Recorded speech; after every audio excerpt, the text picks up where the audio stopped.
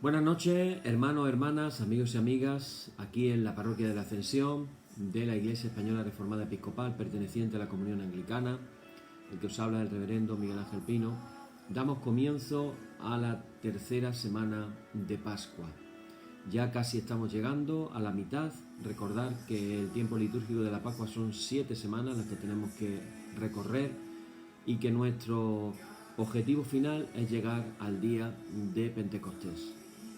Seguimos con nuestras oraciones por el tema de la vacunación en el coronavirus.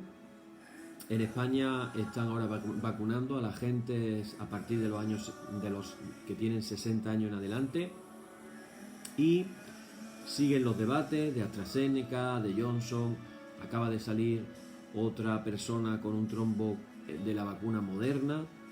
Así que vamos a estar así durante todo este tiempo. Ojalá que pronto puedan encontrar los porqués de estas situaciones y que el plan de vacunación en todos los países pueda ir felizmente de verdad hacia adelante y que podamos de verdad ver la luz al final del túnel. Estamos en medio de todavía personas que se están contagiando, personas que infelizmente fallecen por culpa del coronavirus. No pensemos que esto ha terminado. Tenemos que seguir cuidándonos, tener paciencia, todavía falta un poquito. Y también tenemos que pensar, hermano, en el tiempo de después, es decir, la segunda parte del partido, como diríamos en términos de fútbol. Y la segunda parte del partido es la economía, que en algunos países, como en China, parece que no tienen problema, pero que en países como España, por ejemplo, la verdad es que sí existe graves dificultades, más de 500.000 personas que han ido al desempleo durante el tiempo de la pandemia, gente que están acogidos a un tiempo de moratoria, un ERTE que se llama en España, en el cual no están todavía desempleados, pero están sin trabajar y no sabemos qué va a pasar después. Han cerrado no sé cuántas miles de empresas, etcétera, etcétera. También tenemos el lado psicológico de la gente que han perdido a seres queridos y tienen que pasar el duelo. La parte del tema de la soledad, de las personas que han sufrido el confinamiento, que hemos sufrido el confinamiento todos nosotros. En fin, hay toda una serie de cosas que todavía tendremos que enfrentar. Y en nuestra intención de oración en esta noche, si la otra noche lo que poníamos como intención de oración era precisamente que Dios pueda, nuestro Padre pueda levantar a un montón de gente,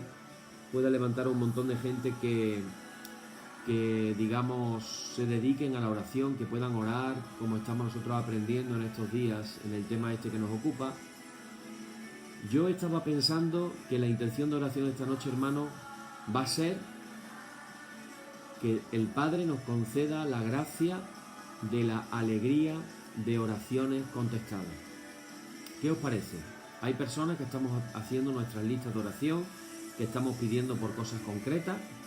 Vale, pues vamos a pedirle en esta noche todos juntos al Padre que nos conceda la gracia de oraciones contestadas.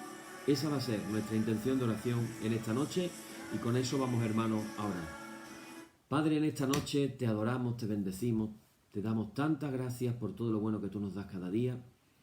Gracias, Señor, porque esta mañana hemos podido tener nuestro oficio de Santa Comunión, hemos podido sentir tu presencia, tú nos has hablado a través de la palabra. Y en esta noche, Padre, queremos que nuestra intención de oración sea que tú nos concedas la gracia de oraciones contestadas. Esas oraciones que por tanto tiempo venimos pidiendo, te pedimos, Señor, con humildad de corazón, con un corazón arrepentido, con el reconocimiento de quién tú eres para nosotros. Te pedimos, Padre, concédenos la gracia de responder nuestras oraciones. Que en estos días podamos tener testimonio de oraciones contestadas por ti. Y que eso resulte en alegría para nuestras almas. Te lo pedimos todo en el nombre de Jesús. Amén. Y así, con esta oración, hermanos, iniciamos nuestra liturgia en esta noche. decimos: en el nombre de nuestro Señor Jesucristo sea luz y paz. Amén. Desde el nacimiento del sol hasta donde se pone, sea alabado el nombre del Señor.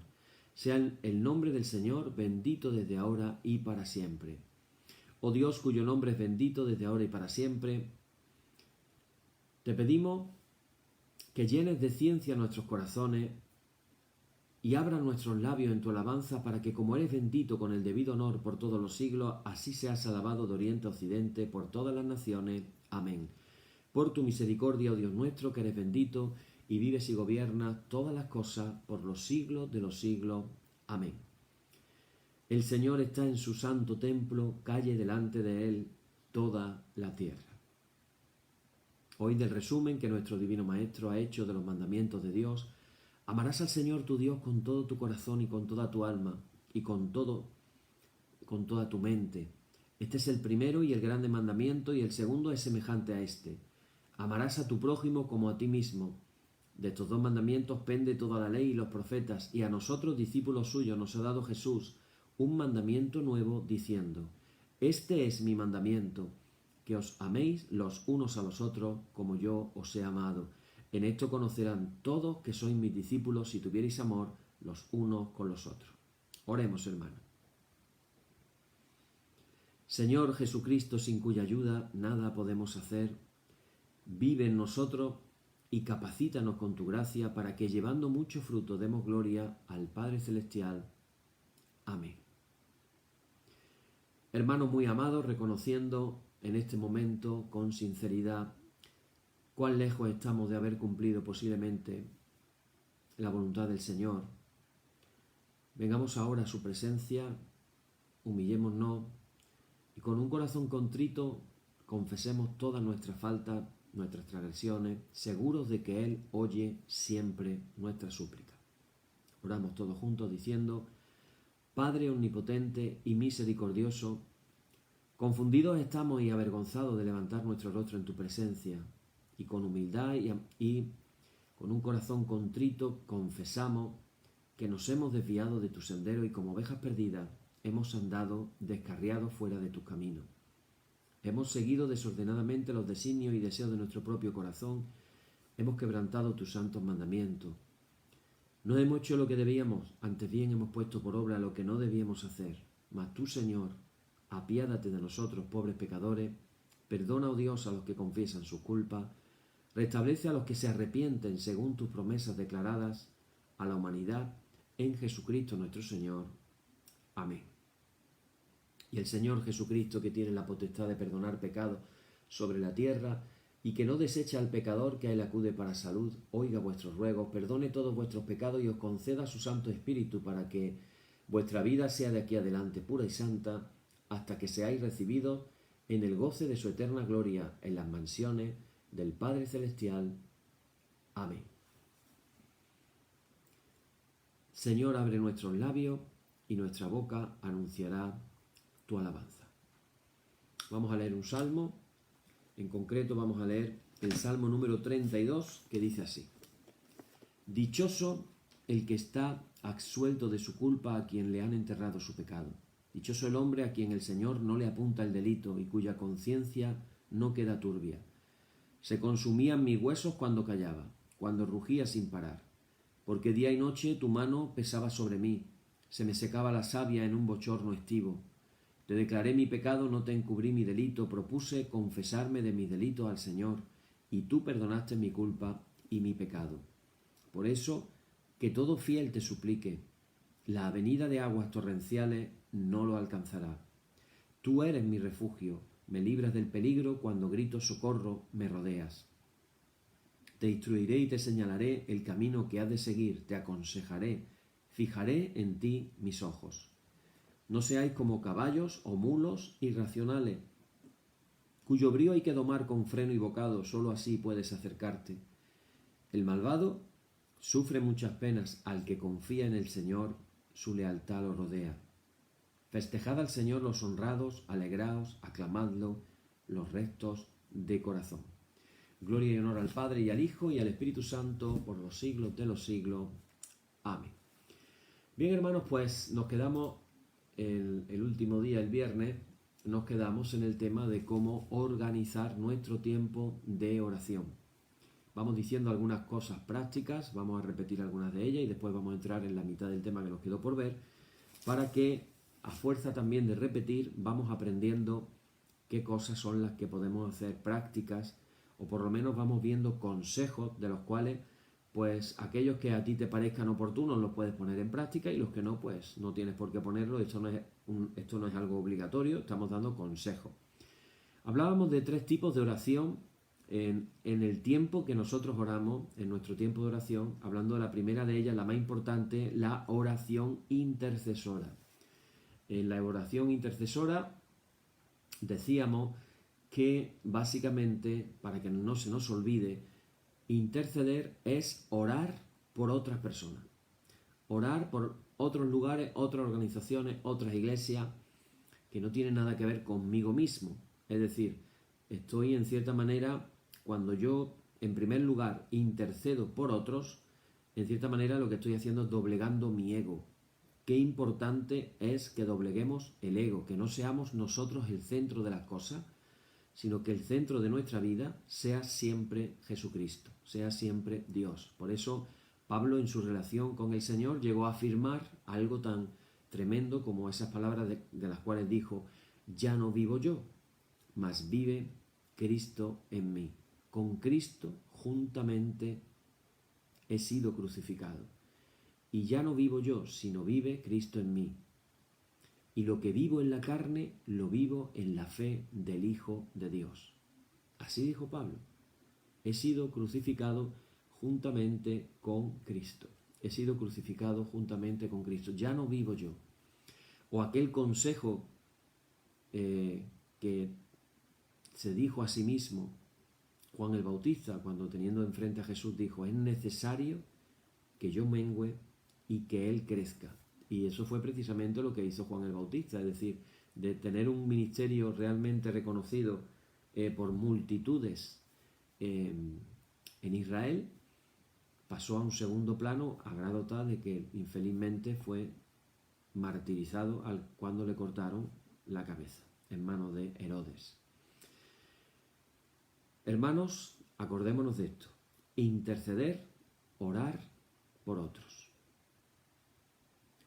Está Jesús orando en esa oración de Juan, capítulo 17, y dice: Padre, que ellos sean uno, como tú y yo somos unos. ¿Por quién estaba orando Jesús? Estaba orando por ellos. Por ellos. No estaba orando por Él. Estaba orando por ellos. Eso es interceder.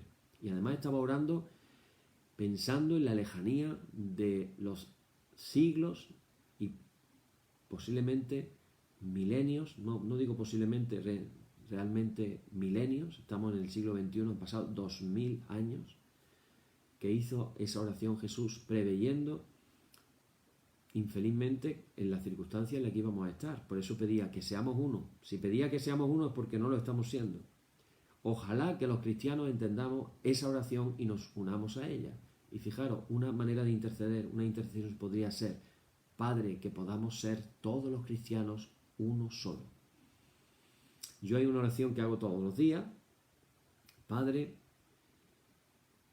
que todas las iglesias podamos sentarnos de la misma mesa para comer de la misma santa comunión. ¿Te lo imaginas? Todas las iglesias sentadas como una sola iglesia, tomando todo en la misma mesa, la misma comunión. Se va a cumplir, pero yo estoy pidiendo que se cumpla. Yo estoy pidiéndole al Padre que llegue ese día. Ese día se va a cumplir. Y aquellas iglesias que no se quieren sentar con otros, no sé qué va a pasar con ellos. Porque al final el cielo no va a pertenecer a X o a tal denominación cristiana, la verdadera. El cielo va a ser para una iglesia gloriosa que se va a presentar Jesucristo. Así que aquellos que están orgullosos de sus propias denominaciones, etcétera, etcétera, se van a llevar un chasco, porque no va a haber el cielo de los católicos, el cielo de los ortodoxos, el cielo de los episcopales, el cielo de los anglicanos, el cielo de los bautistas, etcétera, etcétera. Va a haber un solo cielo, hay un solo cielo. Así que esa es otra de las cosas por las que podemos interceder. Segundo, bueno, hablábamos una parte que es un mandamiento, la oración por los enfermos. Oración por los enfermos. Pedirle a Dios por los enfermos. Después vamos a volver a este tema. Hablábamos de la petición personal, las cosas personales nuestras. Y la definición era, la petición personal es orar por la liberación de la bendición y el favor de Dios en nuestras vidas personales, nuestras familias, nuestras finanzas, nuestros ministerios, nuestras relaciones, nuestra salud y todas las circunstancias que nos rodean.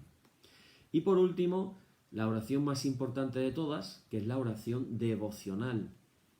Una oración en la cual lo que estamos haciendo es renovarnos espiritualmente, crecer en nuestra comunión con Dios.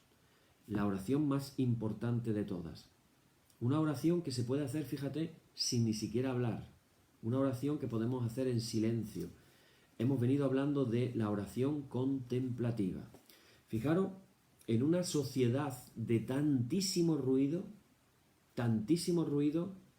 ahora mismo yo aquí en el salón de mi casa, que es donde estoy hago por internet este oficio. Fijaros, si me quedo callado un momentito, fijaros qué curioso, mirad.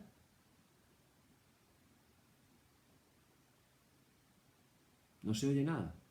Es raro porque yo vivo en una zona muy céntrica, en una calle peatonal, y es normal que a esta hora esté pasando gente por la calle y se oigan los perros, se oigan o el campanario de la iglesia que la tengo a 200 metros, se oye también de vez en cuando las campanas.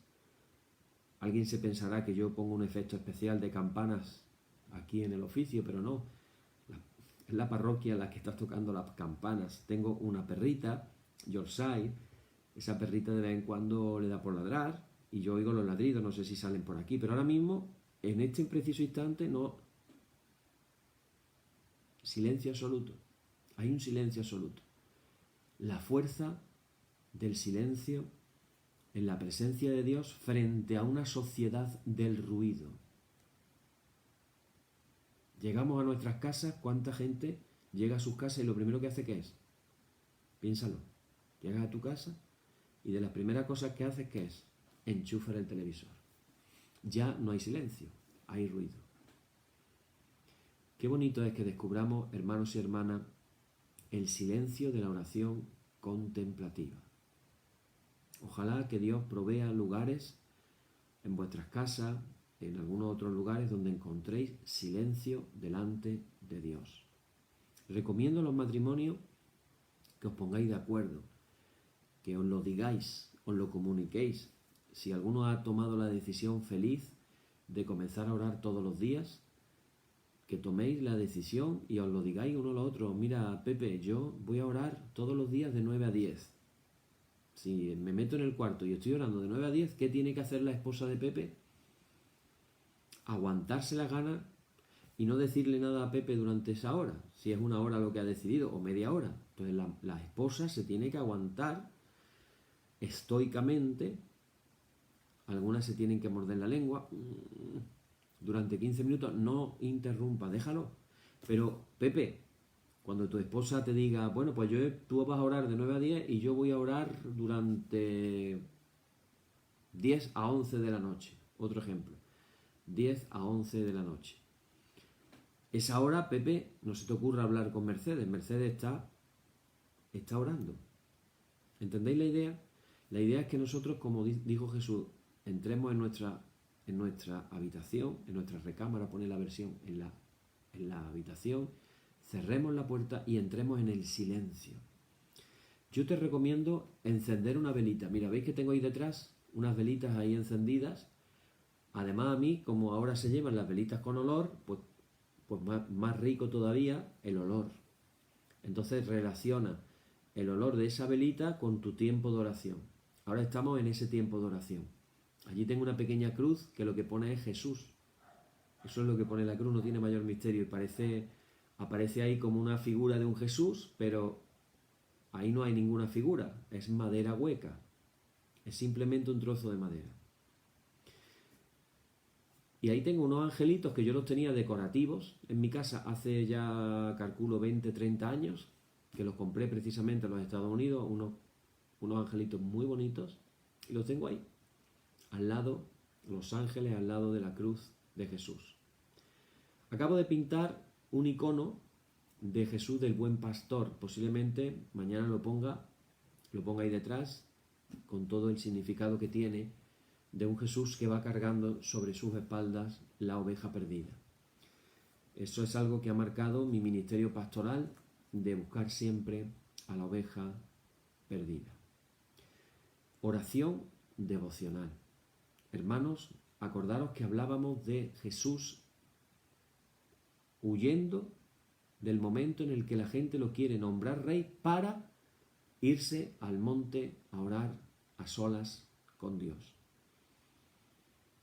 Qué bonito puede ser, no sé si tú lo has vivido o lo has experimentado alguna vez, en algún lugar en el campo, un campo donde no está la ciudad. Tener en cuenta que la ciudad, los problemas de la ciudad de noche es que las luces de la ciudad nos apagan la posibilidad de ver las estrellas. Se ve con menos luminosidad las estrellas en un lugar que está iluminado. No sé si sabíais esto, me imagino que sí. Si algún día te puedes ir al campo al aire libre, que no haya una ciudad al lado, un campo, y ahora de pronto miras arriba y ves las estrellas. Ahí estaba Jesús, en un monte, sin luminosidad, viendo las estrellas del cielo, hablando con su Padre. Hablando con su Padre. Hermano, la oración devocional. Y en esta noche íbamos a hablar también de 3 temas. Aquí vamos a entrar ya en otras profundidades. Cuando vamos hablando de ciertas profundidades espirituales, tener en cuenta que algunas cosas nos pueden sonar, que ya las hemos escuchado en otras ocasiones, y en otras ocasiones, pues a lo mejor no hemos oído nada de esto, ¿no? Estamos hablando de 3 cosas, de temas de oración que yo mencioné el último día. Y esas 3 cosas que yo mencionaba las voy a decir y las voy a explicar. Estamos hablando de los dones del Espíritu Santo, ahora vamos a hablar de esto, los frutos, mejor dicho, el fruto del Espíritu, que aparece con diferentes cuestiones, y finalmente la sabiduría del Espíritu. Esto es lo que vamos a compartir realmente en esta noche. Primero, hablar de los dones del Espíritu. Fijaros que nos estamos acercando al día de Pentecostés. Podríamos decir que Pentecostés es, hermanos y hermanas, el día que les cambió la vida radicalmente para siempre a los discípulos. Primero, no les gustaba la idea que Jesús les contaba. Tengo que ir a Jerusalén para morir y a los 3 días resucitar. Pedro le convino que no fuera. Y entonces Jesús le tuvo que decir a Pedro, apártate de mí, Satanás. Porque Jesús tenía claro lo que iba a pasar. Pero a los discípulos no les gustó la idea, y a veces Pedro era el portavoz del grupo. Lo que los demás no se atrevían a decir, a veces el Pedro como portavoz del grupo decía las cosas. No les gustó la idea a los discípulos de que Jesús fuera allí. Cuando Jesús está colgado en una cruz, que para el judío era estar maldito, ellos que habían visto a Jesús hacer tantas cosas, se preguntarían, ante la duda, ante la desesperanza, ante la incertidumbre, llegarían a preguntarse, ¿sería este el Mesías o a lo mejor no? Por eso dicen los eruditos que unos días antes de ser crucificado es cuando Jesús se lleva aparte a Pedro, a Juan y a Santiago, y sucede el famoso pasaje del monte de la transfiguración. Jesús se transfigura delante de ellos y les muestra su parte divina. Les muestra quién Él es como Dios. Y ahí aparece Moisés y aparece Elías. Y ahí aparece otra vez la voz del Padre diciendo, escuchadlo a Él. Este es Jesús. No se os olvide esta imagen, porque dentro de unos días la imagen va a ser otra.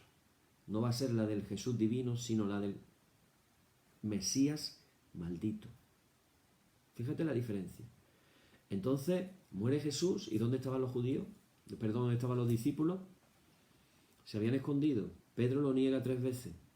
Y llega el domingo y allí van las mujeres a ponerle al cuerpo de Jesús aquellos ungüentos para su preservación del cuerpo. Los ungüentos que ponían para preservación del cuerpo. Es decir, no estaban pensando, vamos a ver, ¿habrá resucitado? Vamos a ir a ver si ha resucitado como dijo que iba a resucitar. Parece que se les había olvidado la cuestión. Y ahí aparece todo lo que es la resurrección. Pero luego, cuando Jesús asciende a los cielos y ya ha resucitado, otra vez los ves en el aposento alto orando, y cuando Jesús se les aparecía a ellos, estaban en el aposento con las puertas cerradas. No estaban de puertas abiertas, estaban escondidos, con miedo. Pero fíjate, la alegría de la Pascua también es Pentecostés, porque ahí nos damos cuenta de que qué pasaría, qué sentirían, qué experimentarían, qué fue lo que les pasó a esas personas para pasar de gente endeble, gente débil, gente titubeante, gente a veces con facilidad para perder la fe o no tenerla siquiera, y de pronto se derrama el Espíritu Santo sobre ellos. Sucede algo muy parecido a lo que pasó el día de la entrega de la ley en el monte Sinaí, que era lo que celebraban.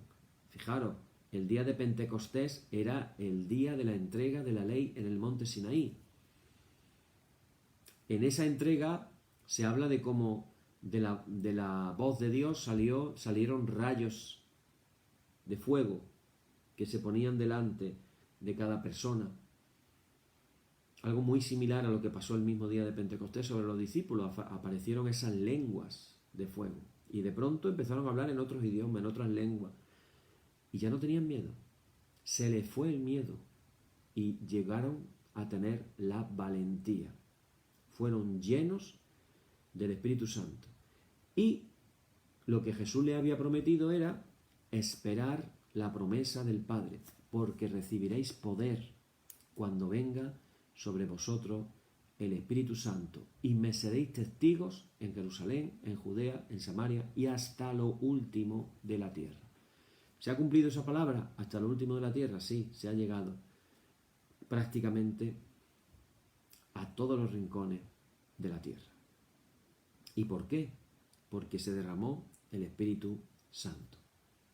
Entonces, cuando tenemos ese ejemplo que podemos leer, sobre todo en el libro de Hechos de los Apóstoles, que algunos eruditos dicen que debería de llamarse el libro de Hechos del Espíritu Santo, en nuestra vida de oración, en nuestra oración intercesora, en nuestra oración devocional, en nuestra oración de petición personal, hermanos, una de las cosas tan importantes y trascendentales es seguir el ejemplo de los discípulos. ¿Qué hicieron los discípulos? Esperar la promesa del Padre. ¿Y qué hacían mientras esperaban la promesa del Padre? Orar juntos y unánimes. Que nos podamos, hermanos y hermanas, unir en estos días a través de nuestras oraciones, a través de la conexión con este estudio que estamos haciendo y el oficio vespertino, y podamos pedir la promesa del Padre. Orar por una mayor manifestación de dones del Espíritu, y ahora vamos a ver cuáles son según la Escritura, implica que oremos por la liberación del poder de Dios, que incluye su favor, su protección y su provisión. Aquí viene una palabra que vamos a usar ahora: sobrenaturales. ¿Qué es algo sobrenatural? Sobre significa por encima. Algo sobrenatural es algo que está por encima de lo natural. Estamos orando, repito, por una mayor manifestación de dones del Espíritu. Si os habéis comprado el cuaderno de oración, yo te voy a dar un consejo: apúntalo en tu lista de oración.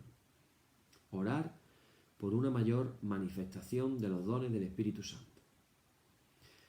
Pablo le escribe a los Corintios, 1 Corintios capítulo 12, versículo 7 al 10, y ahí le dice a los corintios cuáles son los dones del Espíritu. Tenemos en la Biblia 3 listas de dones del Espíritu. Una se encuentra en 1 Corintios capítulo 12, por los que están tomando notas.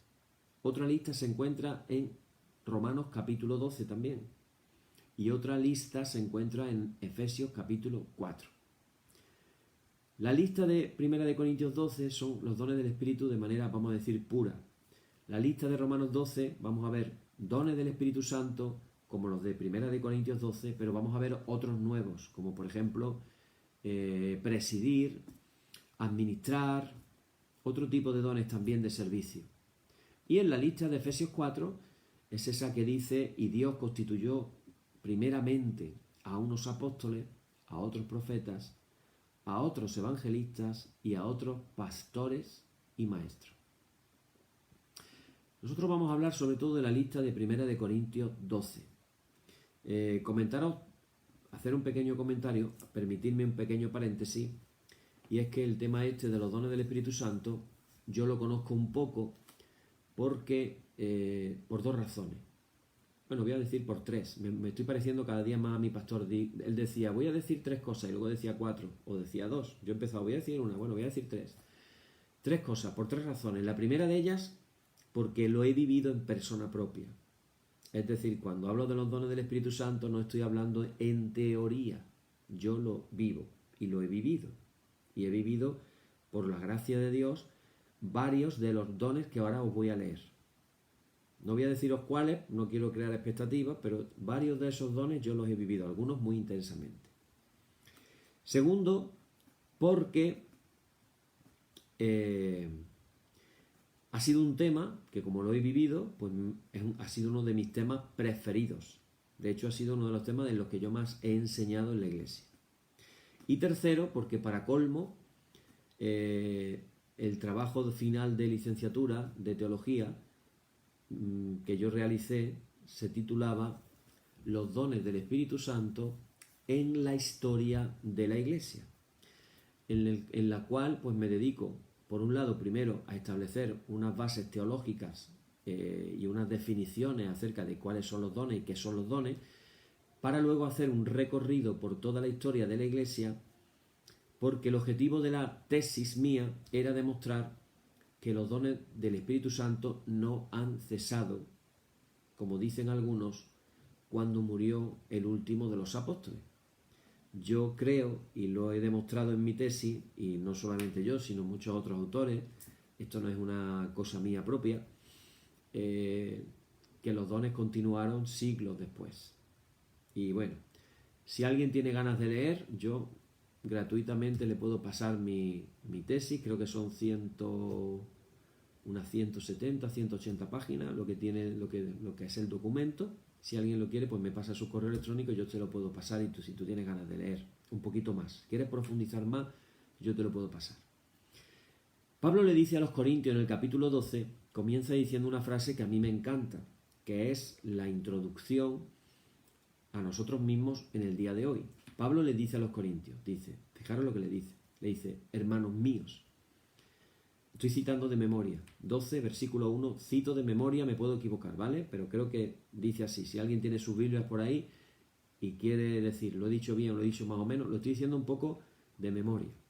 Pablo dice algo así, hermanos míos, no quiero que ignoréis acerca de los dones espirituales. Es decir, lo peor para los dones espirituales es la ignorancia. Ignorar. ¿Por qué? Porque estamos ignorando algo que es, imaginaros, son herramientas que nos pueden ayudar a hacer el trabajo de la Iglesia mucho más fácil. ¿Cuántos de nosotros nos ha pasado que hemos querido clavar un clavo con algo que no era un martillo? ¿A alguien le ha pasado eso? Querer clavar un clavo con algo que no era un martillo. ¿Te cuesta trabajo? Hemos cogido otra herramienta que tenía bastante cantidad de metal, por ejemplo unas tenazas, hemos puesto el clavo y hemos empezado a hacer así, con las tenazas, porque no teníamos martillo. ¿Te ha pasado a ti eso? A mí me ha pasado. ¿Te ha pasado a ti y haces así, bueno. Yo me quedo admirado cuando veo a mi hijo Marco y lleva toda la camioneta llena de herramientas. Herramientas para cualquier detalle. Pero ¿sabes cuál es la diferencia? Que si tú clavas un clavo con un martillo en condiciones, pues resulta que no te cuesta tanto trabajo. En Estados Unidos tienen unas pistolas percutoras con aire comprimido, con una máquina que va con una goma, y entonces tú vas y pegas como un disparo, ¡pof! Y en ese disparo has clavado un clavo. Mira lo que te ha costado clavar un clavo. En un disparo, ¡pum!, ya has clavado el clavo. Impresionante. En España todavía clavamos los clavos con los martillos, a la antigua usanza. ¿Qué costará más trabajo? ¿Una pistola de estas automáticas, ¡ping!, y ya has clavado el clavo? ¿O estar ahí dando golpes, toma y dale? Bueno, pues con los dones del Espíritu Santo, hermanos, nos pasa lo mismo. Cuando los sabemos, cuando los oramos, cuando los pedimos, resulta de que las cosas, espiritualmente hablando, son mucho más sencillas y dan un mayor fruto.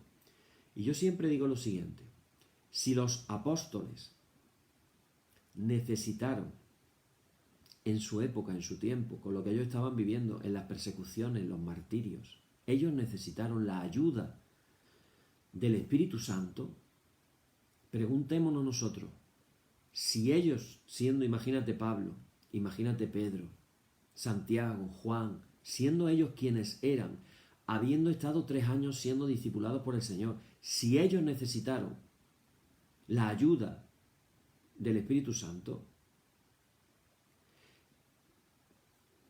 ¿acaso piensas que nosotros no la vamos a necesitar o no la necesitamos? Yo pienso que claro que sí, que la necesitamos. Entonces Pablo le dice, no quiero que ignoréis acerca de los dones del Espíritu. No quiero. Y le empieza a enseñar.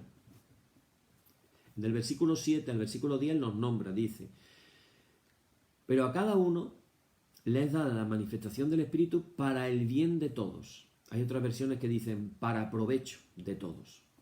Dos cosas ya en una simple frase. A cada uno. ¿A quién le quiere dar dones el Espíritu Santo?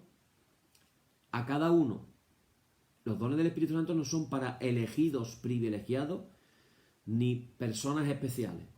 Los dones del Espíritu Santo son dados al cuerpo de Cristo, a cada uno. Todos los que me estáis escuchando podéis recibir un don del Espíritu Santo. Los que me estáis escuchando ahora mismo, los que me van a escuchar en YouTube, todos podéis recibir un don del Espíritu Santo. Segundo dice, para provecho. ¿Para qué sirven los dones? Para provecho, para el bien de todos, para el bien de la iglesia, para el bien de la gente de la calle. Entonces dice, a uno es dada por el Espíritu palabra de sabiduría, a otro palabra de conocimiento, según el mismo Espíritu, a otro por el mismo Espíritu fe, y a otro dones de sanidades por el mismo Espíritu, a otro el hacer milagros, a otro profecía, a otro discernimiento de espíritus, a otro diversos géneros de lengua y a otro interpretación de lenguas. Si contamos esos dones, os digo el pasaje de nuevo para que lo leáis tranquilos en casa.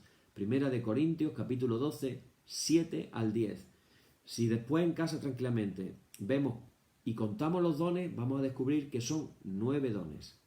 Esos 9 dones son dados todos, dice, por el mismo Espíritu. No es que hay un espíritu para cada don, es el mismo Espíritu el que da los dones.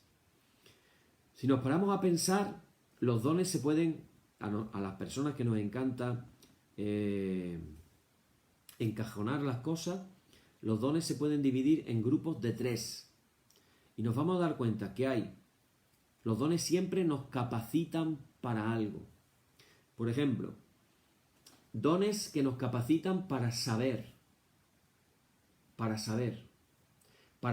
de una manera sobrenatural, es decir, que está por encima de lo natural.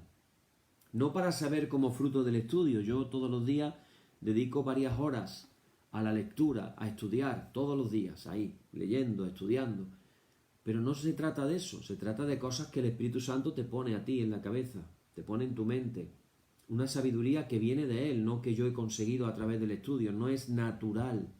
No es la consecuencia de leer mucho, es la consecuencia de estar en la espera, de pedir mucho, que Dios intervenga en nuestras vidas.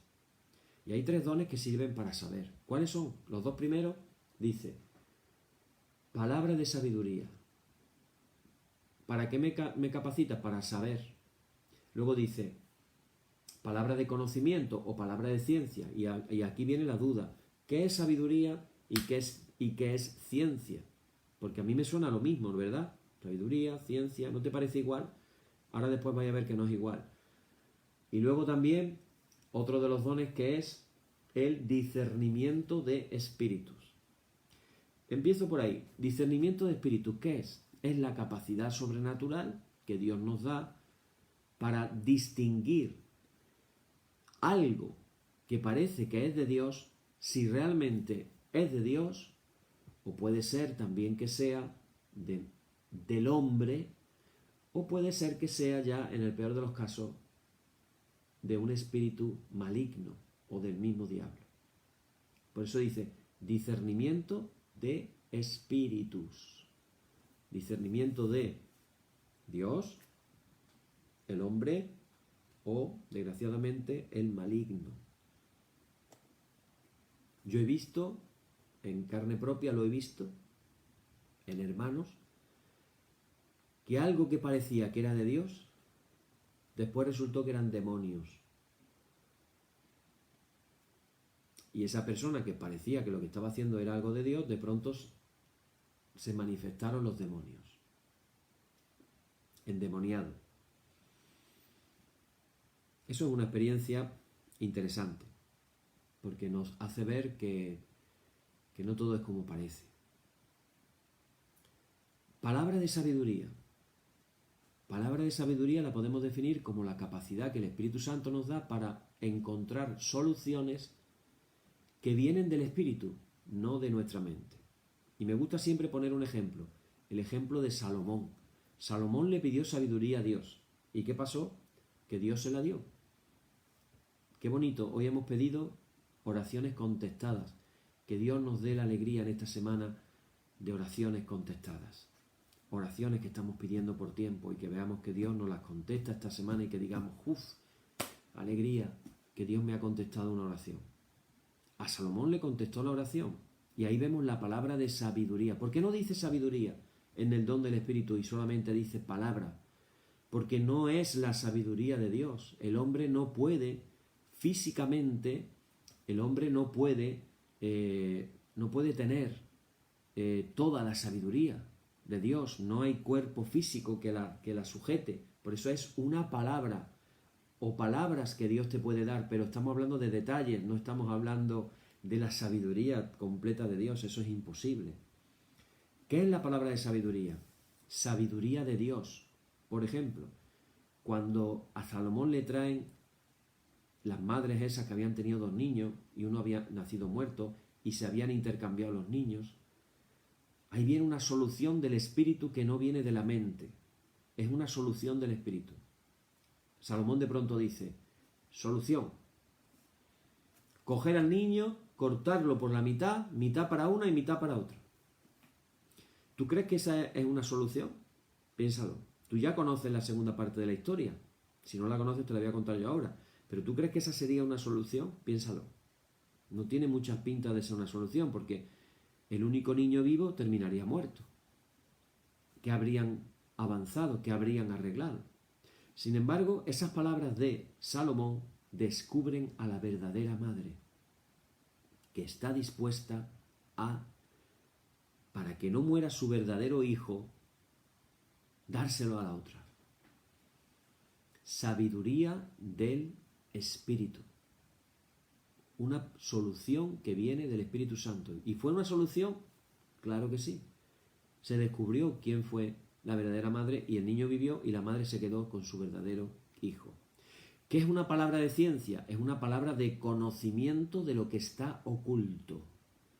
Pueden ser cosas y pueden ser también, por ejemplo, incluso algo que Dios te muestra en la palabra de Dios, que no viene como el resultado del estudio, sino que viene como resultado de una revelación de Dios.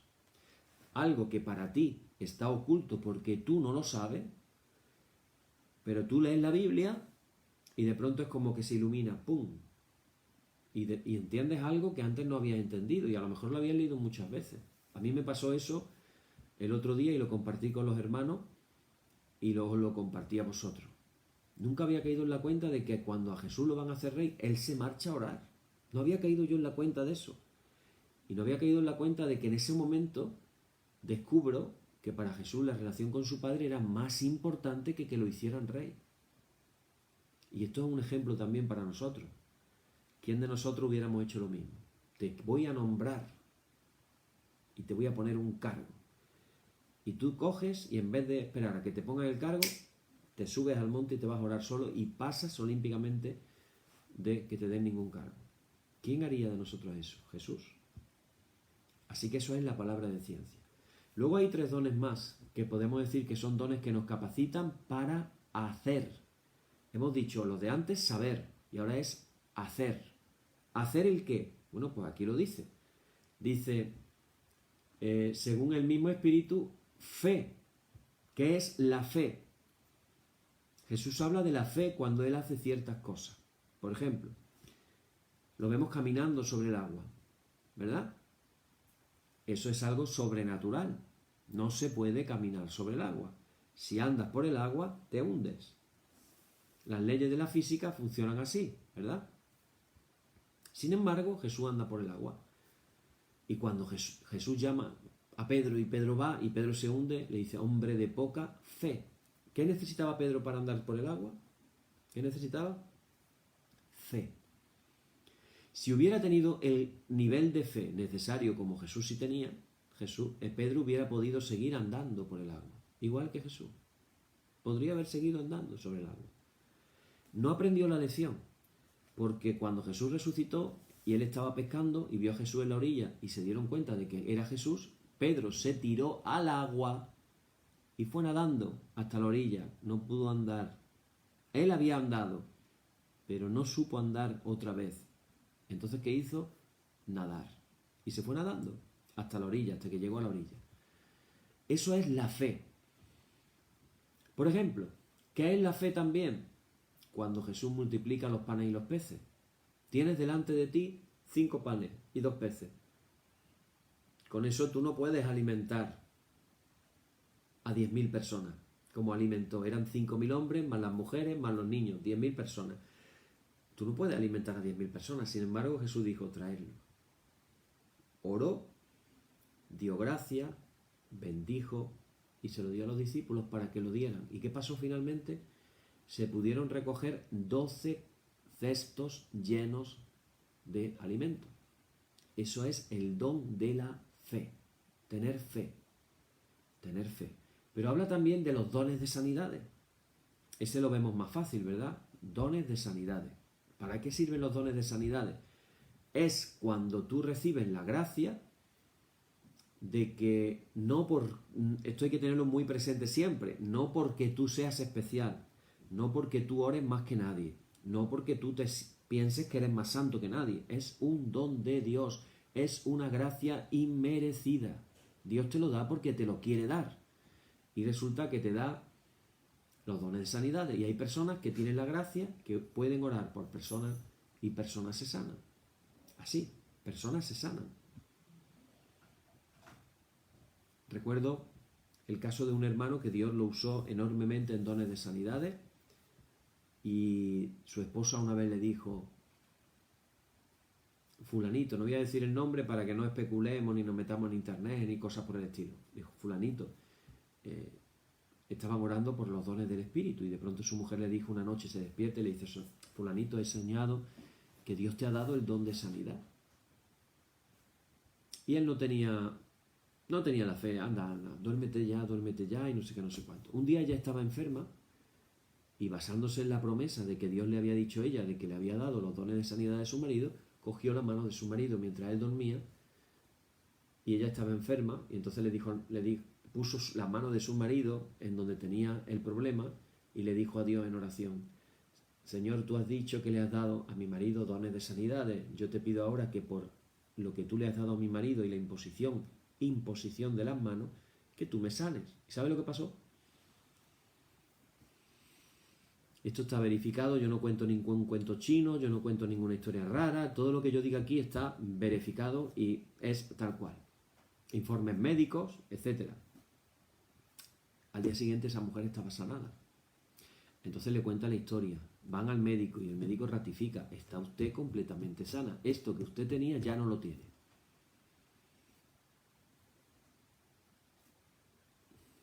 ¿Cómo es eso? Los dones del Espíritu Santo. Cuando este hombre oraba, se sanaban personas por cientos, así. ¿Y por qué a él y no yo? Eso es la pura gracia de Dios. Dones que nos capacitan para hacer la fe, los dones de sanidades y ya, sin ir más lejos, hacer milagros. ¿Hacer milagros? ¿Cómo qué? Bueno, pues uno de los milagros que Jesús hizo, el primero de ellos, la primera señal en Caná, ¿cuál fue? La transformación del agua en vino. Estaba yo en un viaje misionero en Miami y tuvimos una reunión de oración en la casa de un hermano. Llegaron unos misioneros que venían del Amazonas. Y tenemos un momento ahí de oración muy bonito, muy especial, y empezamos a contar testimonios y nos cuentan un testimonio. Y nos dicen que ellos estaban en el Amazonas, donde están los indios estos que te cortan la cabeza y te la ponen chiquita, pues ahí andaban ellos. Eso es ser misionero. Iban con un coche por mitad de la selva y el coche se queda sin gasolina. Entonces, a 10 metros hay un río donde pueden tomar agua, pero justo al lado del río hay lo que se llama un nido de serpientes. Literalmente, si te dan miedo las serpientes, espero que no sueñes esta noche.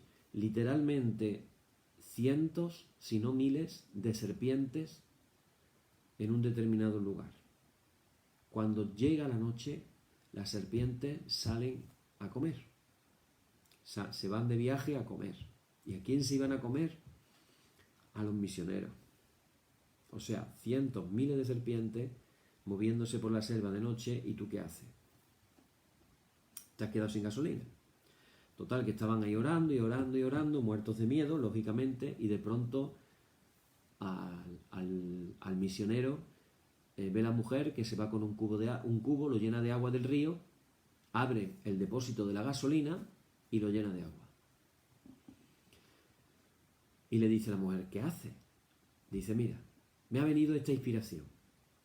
Si Jesús pudo transformar el agua en vino, ¿por qué Dios no va a ser capaz de transformar el agua en gasolina? Y la mujer le dijo, tú estás loco. Tú metes agua en el depósito de la gasolina. Ahora el agua se va a meter en el motor. Vas a estropear el coche y no vas a salir andando. Bueno, yo tengo fe. No te recomiendo que lo hagas. Cuidado, todas estas cosas que yo te digo, no las hagas si no lo sientes de una forma muy fuerte y luego no digas que lo haces porque yo lo he dicho. Estas son cosas muy personales que pasan una vez en la vida. ¿Os estáis imaginando ya lo que pasó? El hombre hizo una oración simple, sencilla, y le puso el tapón al depósito de la gasolina, se fueron adentro, le dieron a la llave, cataplum, ¿y sabes qué pasó? El coche arrancó. Y de pronto el depósito de la gasolina, recordar que le había echado un cubo de agua de gasolina, nada más. De pronto la agujita del depósito de la gasolina hizo así y se llenó completamente el depósito. Cuando llegaron a la ciudad, lo primero que hicieron fue sacar una muestra de la gasolina del depósito, que por cierto le duró muchísimo más tiempo de lo normal. Y cuando la analizaron, porque eran gente además, vamos a decir, de mente pensante, cuando la analizaron le dijeron que nunca habían visto una gasolina tan pura y tan buena. Pues eso pasó. Respecto al hacer milagros, os cuento la última que yo vi. Esto no me lo han contado, esto lo vi yo así con mis ojos, así. Yo estaba en una iglesia en Chile y en esa iglesia se oraba por los enfermos de una manera normal. Y esto es lo que pasa, hermano, perdonadme que me estoy alargando en esta noche. Esto es lo que pasa cuando se hacen las cosas. A veces no hacemos nada y no pasa nada, pero cuando oras, Dios te responde. Estamos pidiendo que Dios responda a nuestras oraciones. En nuestra iglesia se ora a menudo por personas con enfermedades y se pide que Dios actúe y vemos la mano de Dios. Pero esto que yo voy a contar es algo gordo y con esto voy a terminar en esta noche porque no me da para más. Llegaron unos padres llorando a la iglesia. Su hijo le habían diagnosticado que con 10 años no tenía el crecimiento normal. El niño era más pequeñito de lo normal y el médico había dicho ya que le iban a tener que poner hormonas de crecimiento, pero que las hormonas tenían siempre consecuencias secundarias, efectos secundarios. Entonces, y algunas podían ser muy negativas. Y que claro, que los padres tenían que autorizar aquello. Los padres llegaron a la iglesia súper tristes, llorando, hablaron con el pastor, estábamos terminando la reunión, y de pronto al pastor se le ocurre la feliz idea, y os lo cuento tal cual yo lo vi, se le ocurre la feliz idea de poner al niño encima de una mesa para que todos lo viéramos, un niño pequeñito. La verdad es que el niño era pequeñito. Entonces, sin pensárselo dos veces, el pastor nos dice a todos los que estábamos allí, como unas 500 personas más o menos, nos dice, mira, a este niño le pasa esto, nos explica un poco la historia, lo resumo, ¿vale? Extender todas vuestras manos hacia el niño y yo voy a hacer una oración pidiéndole a Dios que el niño crezca. Claro, uno hace eso y dice, bueno, hemos orado todo, se ha orado por el niño, los padres se quedan contentos, tranquilos y se van a su casa. ¿Verdad? Eso sería lo lógico y lo normal. Pero resulta que cuando empezamos a orar, yo me conmuevo cada vez que me acuerdo, cuando empezamos a orar por el niño, los padres empiezan a llorar, pero como una magdalena. Empiezan a llorar y a llorar. Y todos nos sentimos súper conmovidos, todos sentíamos ese dolor que tenían esos padres. Y entonces nos quedamos así con las manos. Mirábamos a los padres y orábamos y pedíamos. Y para nuestra sorpresa, y sé que esto va a sonar a medio cuento chino otra vez, pero esto lo vi yo, esto no me lo han contado, esto lo vi yo con mis propios ojos. De pronto el niño empezó a crecer, tal cual os lo estoy diciendo. Yo al principio pensé, tiene que ser un efecto óptico. También pensé, esto ha sido una histeria colectiva. Hemos visto a los padres llorar y a todos se nos ha ido, el corazón se nos ha ido y se nos ha ido la mente. Cuando el niño empezó a crecer, la gente se empezó a dar cuenta y entonces la gente empezó a aplaudir y empezó a decir palabras de alabanza, etc. Vale, hasta ahí la pregunta, ¿es verdad que el niño creció? Porque todos vimos al niño crecer. ¿Y tú sabes la prueba cuál fue? Cuando ese niño terminamos de orar por él, la prueba del crecimiento de ese niño, ¿sabes cuál fue? La manga de la camisa, que le quedaba normal, la manga de la camisa le quedaba normal, le quedó por aquí. Aquí. Quiere decirse que desde aquí hasta aquí, al niño le había crecido la mano. Y no exagero, ¿eh? Estamos hablando de unos 10-15 centímetros de crecimiento del cuerpo en general. Los pantalones del niño le faltaban exactamente igual. Era como que se le habían quedado pequeños unos 10 o 15 centímetros. Parecía un truco de magia. Esa es la verdad. Parecía un truco de magia. Pero todos los vimos como el niño iba como creciendo. Y dijimos, no puede ser, no puede ser, no puede ser. Y luego vimos cómo estaba la camisa, cómo estaba el pantalón y el niño estaba enfrente de todos nosotros. ¿Te imaginas los padres? ¿Te imaginas los padres? ¿Te imaginas los padres cuando lo llevaron ese mismo día al hospital porque no daban crédito a lo que había pasado y en los informes médicos aparece la única manera en que esto puede haber pasado es un milagro? Porque esto no tiene lógica. Midieron al niño, vieron el informe y el niño creció, no recuerdo bien si fueron 10 o 15 centímetros. por cada parte de su cuerpo. Fue un crecimiento totalmente equitativo por todas partes. Y ahí están los informes médicos. Estamos hablando del resultado de la oración, de un don del Espíritu. Dones de sanidades, fe y hacer milagros. Y finalmente, los 3 que nos capacitan para hablar. Hablar en lengua, interpretación de lengua y profecía. 9 dones. 3 para saber, 3 para hacer y 3 para hablar. Podemos pedirle a Dios que en su iglesia, a nivel mundial, y en nuestras iglesias particulares, en nuestras parroquias, y finalmente, cada uno de nosotros, que el Espíritu Santo derrame sus dones, ¿puede merecer la pena? ¿Puede merecer la pena? Termino con una última cosa. En nuestra iglesia había una hermana con una problemática para tener hijos. Y mira que se oró. Y mira que se lloró. Y me consta a esos abuelos pidiendo por esa hija. Perdón, a esos padres, porque ahora son abuelos de esa hija.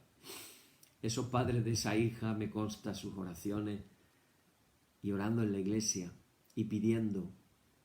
¿Y qué pasó? Que el niño que tuvo esa muchacha, más bonito no puede ser. Y ahora diremos, bueno, es normal. Bueno, es que tenía que pasar. Sí, es verdad, es normal. O tenía que pasar. A lo mejor no ha sido la oración, pero sí tengo que decir una cosa. Lo que sí es verdad es que nosotros oramos y pedimos que eso pasara. Y fue una respuesta a la oración. A lo mejor no fue una respuesta a la oración y pasó porque tenía que pasar. Así vamos a decirlo en plan ateo, como que Dios no tiene nada que intervenir. Puede ser, pudiera ser. Pero lo cierto y verdad es que nosotros podemos decir, oramos por eso. Y eso pasó. Y eso, felizmente, fue una grandísima bendición. Yo tuve la bendición de bautizar a ese niño. Así que, qué bendición, ¿verdad? Hermanos, hermanas, sigamos orando, sigamos pidiendo, sigamos haciendo más grande nuestra lista de oración. Preparémonos para el Pentecostés que viene en unos días. Pidámosle al Espíritu Santo que a nosotros nos pase como les pasó a aquellos discípulos llenos de miedo, que se sentían tan poca cosa, pero que fueron revestidos del poder de lo alto, de la llenura del Espíritu Santo. Que Dios quiera a nosotros también darnos ese revestimiento del poder y la llenura del Espíritu Santo a cada uno de nosotros. Amén.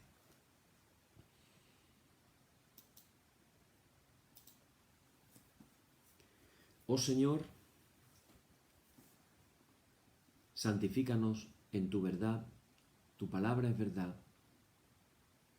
Amén.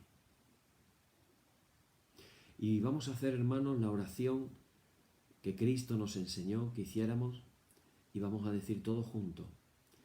Padre nuestro, que estás en el cielo, santificado sea tu nombre. Venga a nosotros tu reino, hágase tu voluntad, como en el cielo, así también en la tierra. Danos hoy el pan nuestro de cada día. Perdónanos nuestras deudas, así como nosotros perdonamos las deudas. No nos dejes caer en la tentación, mas líbranos del mal. Amén. Y en esta noche, de una manera especial, hermanos, vamos a terminar nuestro oficio vespertino con una oración libre. No vamos a esperar esta noche, no vamos a esperar a mañana. Vamos a pedirle ya a nuestro Padre bueno, que quiere darnos lo mejor.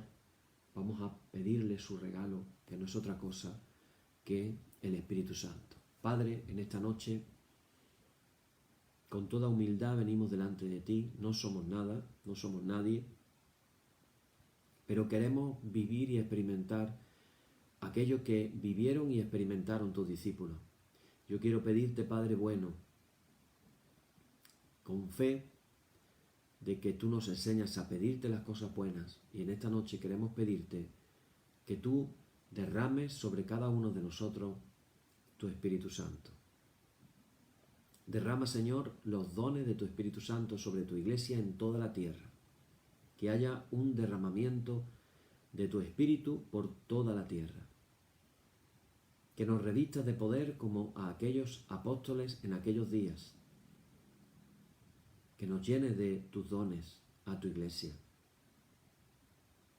Tu iglesia universal que pueda ser llena del Espíritu Santo.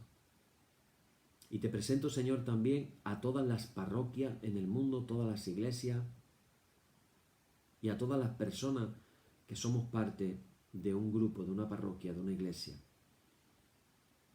Que tú derrames, Señor, tu Espíritu Santo en las iglesias también. Y a todos los cristianos, revístelos con el poder de tu Espíritu Santo. Atráenos a todos de vuelta a ti. Prepara nuestros corazones para la llenura de tu Espíritu Santo y llénanos a todos de tu Espíritu Santo. Te lo pedimos en el nombre de Jesús. Amén. Hermanos y hermanas, la solemnidad ha terminado en el nombre de nuestro Señor Jesucristo. Amén. Y la bendición de Dios Padre Todopoderoso, Hijo y Espíritu Santo, descienda sobre vosotros, os llene de toda bendición de lo alto. Que la paz que el Señor nos dejó, que la plenitud del Espíritu, que todo lo bueno que Dios nos ha dado, descienda sobre cada uno de vosotros. Amén. Bien, hermanos, pues así se ha dado hoy nuestro oficio vespertino. Que el Señor nos siga hablando a todos, que tengamos un espíritu de agradecimiento por las respuestas que Él nos ha dado a tantas oraciones. Y os emplazo en esta semana a que estemos con la expectativa de oraciones que el Señor pueda responder a cada uno de nosotros de una manera especial. Ojalá que podamos escuchar algún testimonio. Que el Señor os bendiga mucho. Hasta mañana. Amén.